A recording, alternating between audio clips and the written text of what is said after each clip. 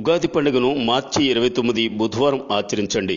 శ్రీ హేవలంబి నామ సంవత్సర ఉగాది పండుగను మార్చి 29 బుధవారం ఆచరించి సంవత్సరమంతా శుభ ఫలితాలను పొందండి.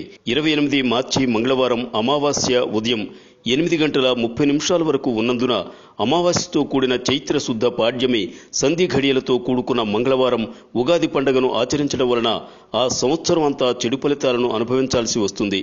29 బుధవారం బ్రాహ్మీ ముహూర్తంలో సూర్యోదయ సమయానికి చైత్ర శుద్ధ పాడ్యమి ఘడియలు ఉండడం వలన ఉగాది పర్వదినాన్ని ఆచరించాలి. శృంగేరి పీఠం మరియు ఉత్తరాది మఠపీఠం, తిరుమల తిరుపతి దేవస్థానములు మరియు శ్రీశైల దేవస్థానం, పూర్వ సిద్ధాంత పంచాంగకర్తలు, ఉభయ తెలుగు రాష్ట్రాల్లో అనేక దేవాలయాల్లో ఇరు రాష్ట్ర ప్రభుత్వాలు దేశ క్షేమం, రాష్ట్రాల క్షేమాన్ని దృష్టిలో ఉంచుకుని సకాల వర్షాలతో పాడి పంటలతో సుభిక్షంగా ఉండాలని బ్రాహ్మీ ముహూర్తం, సూర్యోదయ, అరుణోదయ ముహూర్తంలోని పాడ్యమిని గుర్తించి ఉగాది పండుగను పంచాంగ శ్రవణాన్ని 29 బుధవారం ఉగాది పండుగను ఆచరించడం లోకక్షేమానికి మంచిది. గతంలో 2007 మార్చి 19న శ్రీ సర్వజిత్ నామ సంవత్సర ఉగాదిని సోమవారం ఆచరించిన వారు శుభ ఫలితాలను పొందారు.